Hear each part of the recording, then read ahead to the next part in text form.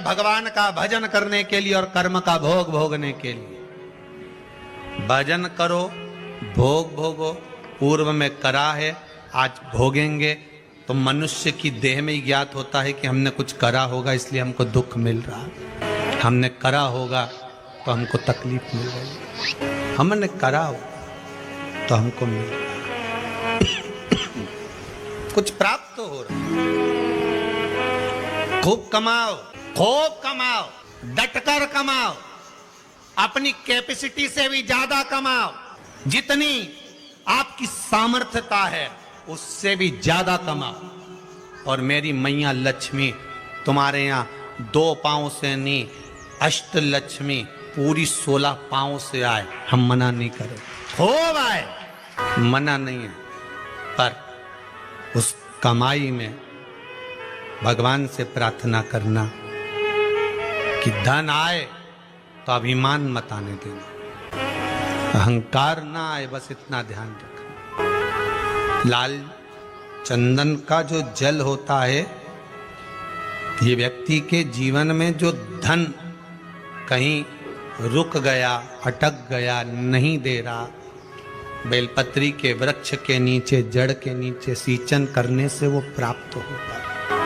अथर्ववेद में, छंदो ज्ञान उपनिषद में, दोनों में, अथर्ववेद में भी वर्णन है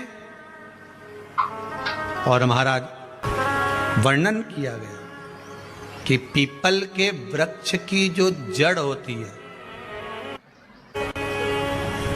बेलपत्री के वृक्ष की जो जड़ होती है और आंवले के वृक्ष की जो जड़ होती है, इसके नीचे स्वर्ग का निवास होता है।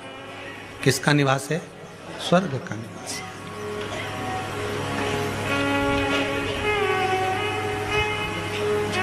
अथर्ववेद में भी कहा और छंदो उपनिषद में भी वर्णन करा। एक पीपल, एक बेलपत्र, एक आंवला, इनके जो जड़ है वो जड़ के नीचे स्वर्ग का निवास।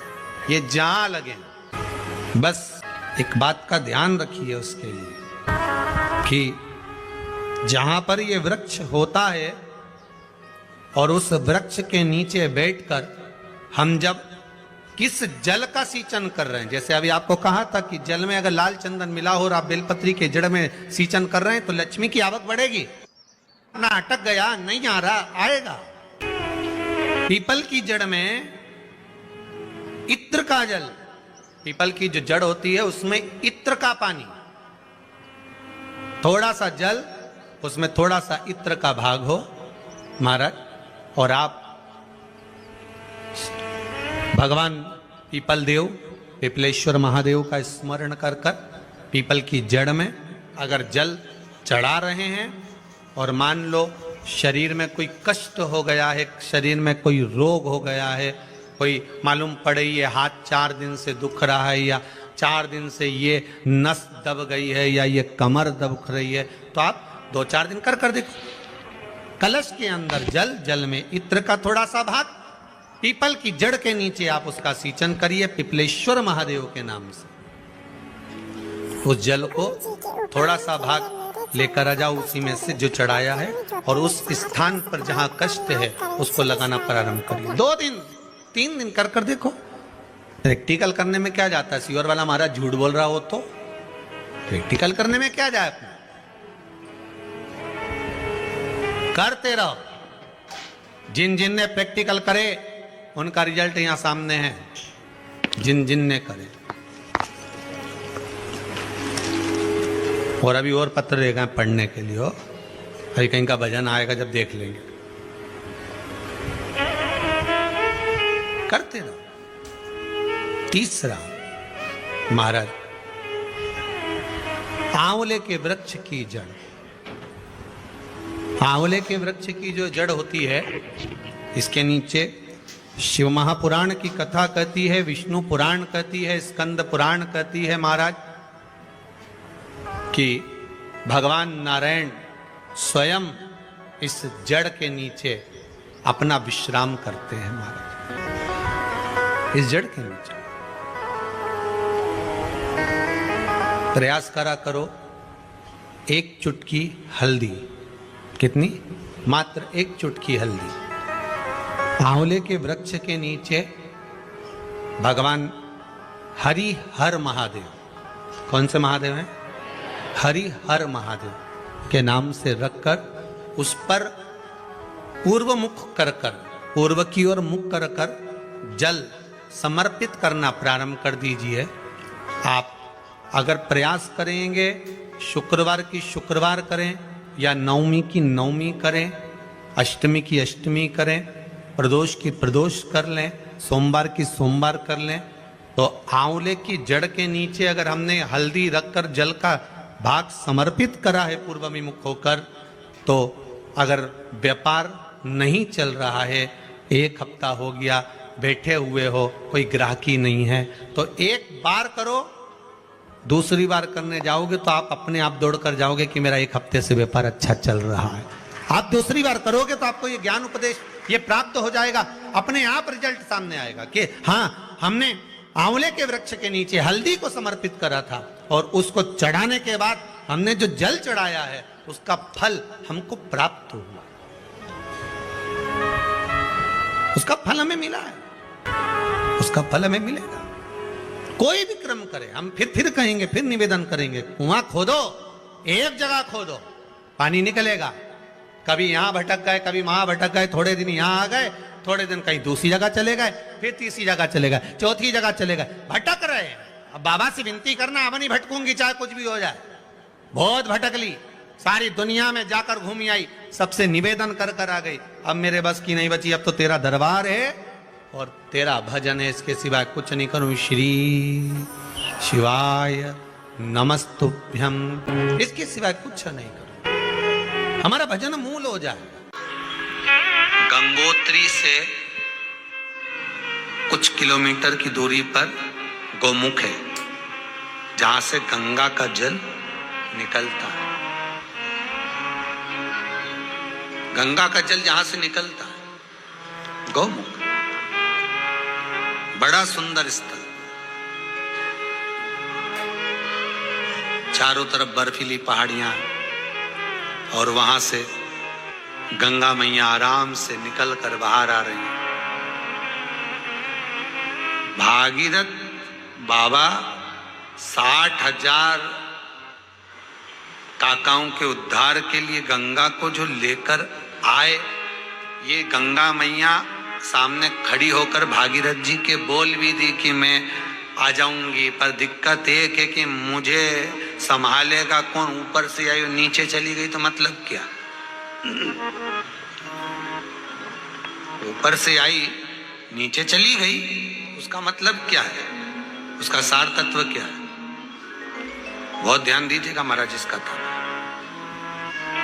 कमाई तो हो रही है, 30,000 रुपये महीना, 40,000 रुपये महीना कमा कर लेकर भी आ रहे हैं, कमाई तो आपकी हो रही है।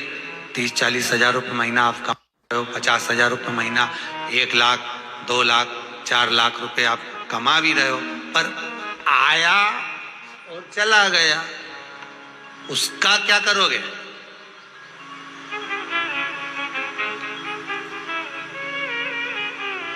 उसका करना क्या है? बहुत सुंदर संवाद है, ध्यान दीजिएगा। जिसके घर में कमाने वाले 2-4 हैं, पैसा तो आ रहा है पर घर में टिक नहीं रहा, डॉक्टर में, पुलिस में, एक्सीडेंट आदि में, कहीं गलत जगह पर, व्यसन में अगर पैसा जा रहा है, जुए में, मांसाहार, मदिरा पान, या कहीं आया पैसा, पैसा आने में कमी नहीं, आ रहा है पर टिक नहीं रहा, रुक नहीं रहा। कोई मांगने आ गया, दे दिया, फिर वहां से अपने पास नहीं आ रहा, अपन कह रहे हैं भैया हमारा पैसा लौटा दो, नहीं आ रहा। तो महाराज शिव महापुराण की कथा कहती है, एकादशी के दिन गंगा के जल में मात्र 7 बेलपत्री डालकर, जो नंदीश्वर भगवान अर्थात जो शंकर जी के शिवलिंग के सामने नंदी होता है, उस नंदी के चरण पर गंगा का जल चढ़ाकर बेलपत्री शिव पर समर्पित कर देता है, उसके घर में रुपया रुकना चालू हो जाता है, फिर वो गलत जगह पर नहीं जाता, गलत स्थान पर वो धन जाएगा ही नहीं। बेटा अगर व्यसन में पड़ा हुआ है, मदिरापान में पड़ा हुआ है, मांसाहार में, जुए आदि में जा रहा है, तुम्हें लग रहा है कि मेरा बेटा गलत मार्ग पर जा रहा है, ये मित्र दोस्ती गलत हो रही है, वो सही जगह पर आ जाए।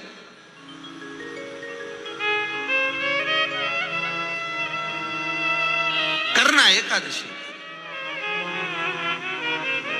कई लोग इसको धन के लिए भी करते हैं, संपदा के लिए। संपदा के लिए अर्थात जिसका व्यापार नहीं चलता, जिसके घर में पैसा नहीं आता, या नौकरी नहीं लग रही, या सर्विस नहीं लग रही, आप अप्लाई कर रहे हो, जगह जगह जाकर इंटरव्यू भी दे रहे हो और पैसा नहीं आ, तो उसके लिए भी प्रयास किया जाता है। पर उसके लिए यहाँ पर जो धन के लिए करते हैं, उसके लिए विष्णुपदी के लिए करते हैं। मतलब जैसे गंगा के जल में तुलसी के 11 पत्ते डाले जाते हैं।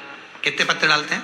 11 तुलसी के पत्ते डालते हैं, और उसको किसी भी नारायण के मंदिर में, राम कृष्ण शिव शंकर नहीं, राम कृष्ण भगवान विष्णु दत्त आदि जितने नारायण के मंदिर हैं, उस मंदिर में किसी भी पात्र में, एक छोटे से पात्र में उसको भरकर रखी आते हैं महाराज। उससे भी जॉब, सर्विस, नौकरी में सफलता प्राप्त हो जाती है। परंतु वो भी एकादशी को ही होता है।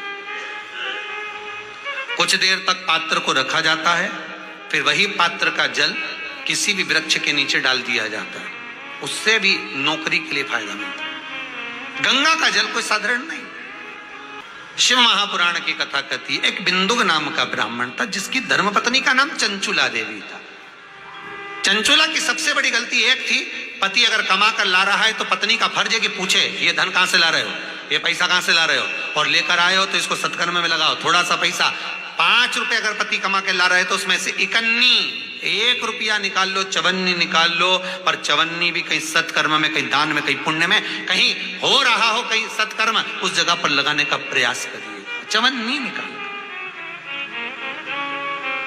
कमाई का एक भाग थोड़ा सा धर्मपत्नी का फल। धर्मपत्नी कहते ही क्यों है? क्योंकि वो धर्म के पथ पर लेकर चले।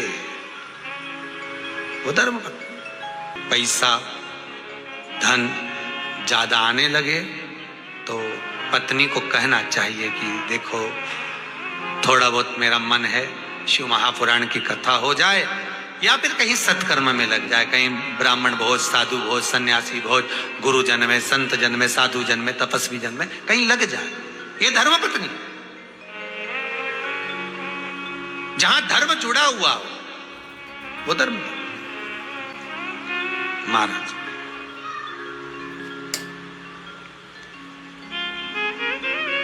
चंचुला देवी ने पूछा नहीं, पति आ रहा था धन चुरा कर लेकर, पानी में गिर गया, मर गया, प्राण छूट गया। पहले भी शिव पुराण है, उसको मोक्ष नहीं है। पहला पानी में डूब कर मरा हुआ, दूसरा सर्प के डसे से मरा हुआ, तीसरा स्त्री के हाथ से, नारी के हाथ से मरा हुआ व्यक्ति। इसकी गति नहीं है, मोक्ष नहीं है इसकी। इनकी गति केवल एक है, वो है शिव महापुराण की कथा। अगर कोई पानी में डूबकर मर भी गया है, उसके परिवार का, उसके कुल का व्यक्ति अगर एक बार शंकर की कथा भले यहां आकर ना सुने, टीवी के सामने भी बैठकर सुन रहा है तो भी वो फल देगा, मोबाइल पर सुन रहा है तो भी वो फल देगा। एक अंश हम माताओं से निवेदन करते हैं, बार बार कहते हैं, स्त्री के गर्भ में अगर कोई कुंवारी अवस्था का मर गया, 3 महीना, 4 महीना, 6 महीना, 8 महीना, या जन्म लेने के बाद कुंवारी अवस्था में कोई शांत हो गया हो, कोई मर गया हो, तो महाराज हम बार बार कहते हैं कि जिंदगी में एक बार शिव महापुराण की कथा का रसस्वादन अवश्य करें। जिससे क्यों? क्योंकि शिव पुराण में, अन्य पुराणों में स्पष्ट कहा गया है, कुंवारी अवस्था में मरने वाले का ना तो पिंड होता है, ना तर्पण होता है, ना तिलांजलि होती है, ना ब्राह्मण भोजन करे तो उसका भाग मिलता है, उसको उसका लाभ नहीं मिलता। भले तुम तिलांजलि करो, तर्पण करो, कुछ भी करो, उसका भाग नहीं मिलेगा।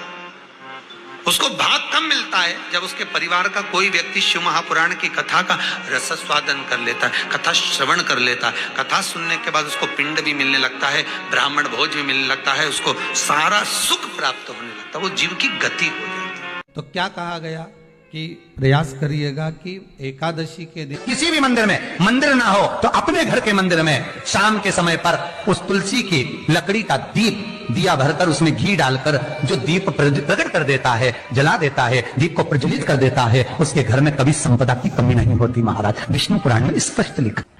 हल्दी का पानी, जो हल्दी की गांठ होती है, उस गांठ को गला दिया जाता है और उसका जो पानी होता है उसका अभिषेक यदि घर में कोई बहुत बीमार पड़ा है तो उसको स्वस्थ करने के,